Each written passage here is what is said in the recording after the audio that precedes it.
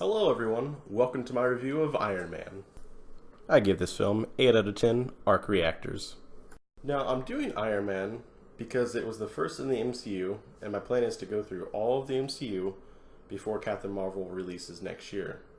Big time frame, but we got 20 movies to go through, and at the end I'm going to do a ranking the MCU video. We'll see how that goes. But we're just talking about Iron Man today, and this is the movie that started it all. Everyone might think The Incredible Hulk came out first and is just kind of off to the side, but really Iron Man came out first and then The Incredible Hulk. So Iron Man, Robbie Downey Jr., started it all. This was the first movie to be fully funded by Marvel, and this movie was in the works since 1990. 18 years, multiple studios, over 20 writers, a Tom Cruise and Nick Cage scare. This movie went through a lot before starting getting work on in 2006 with Jon Favreau directing it. You might remember him because he's actually in all the movies. He's Happy. His character's name is Happy, but he's also kind of happy, but not happy all the time. But he is happy. But as I just mentioned, Tom Cruise and Nick Cage were both trying to get into this project. But Favreau, maybe he knew that we all needed Robert Downey Jr. back in our lives, would not stop until Robert Downey got the part. And boy, did he get the part right. Because of Robert's life throughout his career, there's been instances that parallel some things with Tony Stark, and Favreau knew that and wanted him so badly that he would stop at nothing until he got him. And he did, and now we have the definitive Iron Man, Tony Stark. Reviews for these movies will usually be shorter. My reviews for movies that are still in theaters are going to be longer because at the current moment, you could spend anywhere between $8 and $20 on something. Right now, the movies that just came out would be Night School or something like that.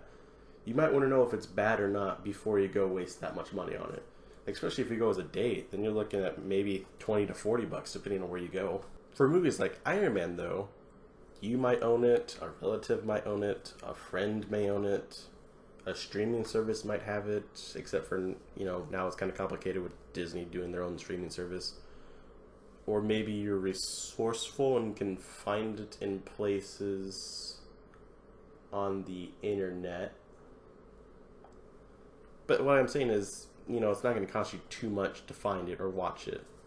When in comparison, it might take you a lot of money to go watch a film in the current theaters. So that's why these are going to be less, because it's not going to hurt you financially as much. This film has a current 93% and 91% for critics and audience, respectively. This movie made over $580 million in the box office with a $140 million budget. The journey that Tony Stark goes on in this film is something legendary. Obviously he's a legendary comic book character. But beforehand, some people thought he was a metal man. They didn't know that there was a man in the suit. They didn't know of the Tony Stark before he was Iron Man. And that's why the movie is so great at creating Tony Stark as a character.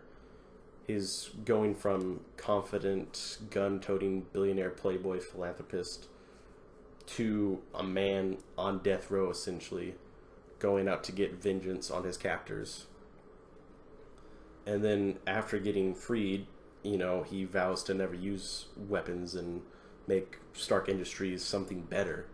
But as soon as he knows that Jensen, his friend who was captured with him, who died trying to save Tony, his village was getting attacked, Tony went into just rage mode and just went after him. And I think that's beautiful. It showed, the flip of the switch that Tony's like, no, I need to use this suit for good. I need to be a hero. And it's because of Jensen's town getting destroyed, or trying to get destroyed, that Tony flips the switch and turns into Iron Man, a protector of innocent people. And who can forget Tank Missile? And from there, Obadiah Stane, his mentor Jeff Bridges, gets PO'd, starts creating his own Iron Man suit, starts doing dirty dealings around the scenes. You find out more about his evil plot, about wanting to do his own Iron Man and make Stark Industries weaponized again, and selling it to Terrius, the Ten Rings, which, for people that may not know, is the Mandarins group of villains. That's Iron Man 3 references there. Already the brilliance of the MCU is coming to fruition with setting up stuff for future films. And it's all fun and intelligent. And this is the first Marvel movie that has, you know, the hero fighting essentially a different suit version of their own. So it gets a pass for being the first. Other movies I will not be as grateful for if they're like the sixth movie to have a fight between two people with the same suits and the same powers. I'm looking at you, Black Panther. And Iron Man 2 and Iron Man 3. And the ending, the fight between Obadiah and Tony is fun. It shows off Tony's intelligence. It shows off Pepper's instinct to help Tony in times of need. And in the very ending, it sets up the Avengers. You know, mind blown. You see Samuel L. Jackson sitting there with Nick Fury's eye patch, and he's like, I'm here to talk to you about the Avengers Initiative. Holy balls. Holy cow. You know, this is 2008. I was 13, I think, when this film came out. And I barely knew comic books. I wasn't getting too much into my nerdiness that I am now. But even then, I was still like, the Avengers? What? You know, you kidding me? But not that street. The star power of Robert Downey Jr. coming back. You know, Back in Black. You know, AC/DC song that's blaring in one of the scenes. This is an epic comeback tale of him as a person and as the superhero genre. He is Iron Man. This film catapulted superheroes into the mainstream. It made weird names like Iron Man common tongue. Now, kids know Iron Man as much as they know Batman and Superman. You know, it used to be the most memorable superhero figures were kind of more DC, and it was hard to find a bunch of Marvel characters that like a lot of people know of. But now we see Iron Man, Thor, Captain America, all these other characters coming into the mainstream and getting more popularized, which is amazing. I'm not a Marvel hater, and I'm not ultimate DC guy either. I just like Batman the most. But just seeing comic book movies succeed and really thinking it goes back to the Batman trilogy, the Dark Knight trilogy, and the first Iron Man. Those are the films that eventually made it to where studios believed in Infinity War.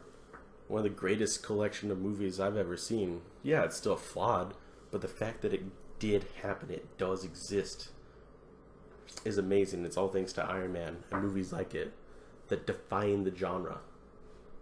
This is an amazing film, and if you could find it, if you haven't watched it, find it some way, and it's just great. And if you've already seen it, go back and watch it again. You got a lot of time between now and Captain Marvel and Avengers 4. Why not go back to the MCU? It's a great time to go back to it. I bet you guys thought I was going to do a Star Wars video, didn't you? I guess not. The title does say Iron Man, doesn't it? Oh well. But, as always, I'm Clark Addison. I review entertainment because I care, and I'll see you guys in the next one.